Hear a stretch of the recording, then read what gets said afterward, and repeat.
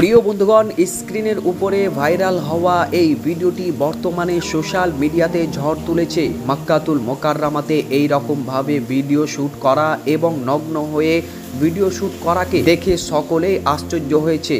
একটি মেয়ে হয়ে কিভাবে এই রকম করতে পারে এটা জেনে সকলেই আশ্চর্য হয়েছে এবং সকলের চোখ খোলাই রয়ে গিয়েছে। প্রিয় বন্ধুগণ, এই ভিডিওর হাকিকাত এবং সত্যতা জেনে আপনি সত্যি আশ্চর্য হবেন। আস্তাগফিরুল্লাহ, তার রূপ এবং সৌন্দর্য দেখে সকলেই আশ্চর্য হয়ে গিয়েছে এবং সকলেই তাকে একটি মেয়ে ভেবে নিয়েছিল। কিন্তু প্রিয় বন্ধুগণ, তার লম্বা লম্বা চুল এবং তার শরীরের দৈহিক গঠন দেখে সকলেই তাকে মেয়ে ভাবছিল। কিন্তু আশ্চর্য করার মতো বিষয় যখন সামনে আসলো তখন সকলেই অবাক হয়ে গিয়েছে। প্রিয় বন্ধুগণ, এটি কোনো মেয়ে নয়, বরং সে ট্রান্সজেন্ডার, অর্থাৎ এর বাড়ি হচ্ছে পাকিস্তানের এক জায়গাতে, যেখান থেকে সে এবার উমরা করার জন্য গিয়েছে এবং সেখানে গিয়ে সোশ্যাল মিডিয়াতে সে যখনই এই ভিডিওটি করে এবং আপলোড করে, দেখতে দেখতে ভিডিওটি ভাইরাল হয়ে যায় এবং সকলেই বিভিন্ন ধরনের কমেন্ট করে তাকে আখ্যায়িত করছে। প্রিয় বন্ধুগণ, শুধু এই নয়, বরং এইভাবে আরও অন্যান্য ব্যক্তিরাও সেখানে গিয়ে কাবা শরীফের সামনে টিকটক ভিডিও এবং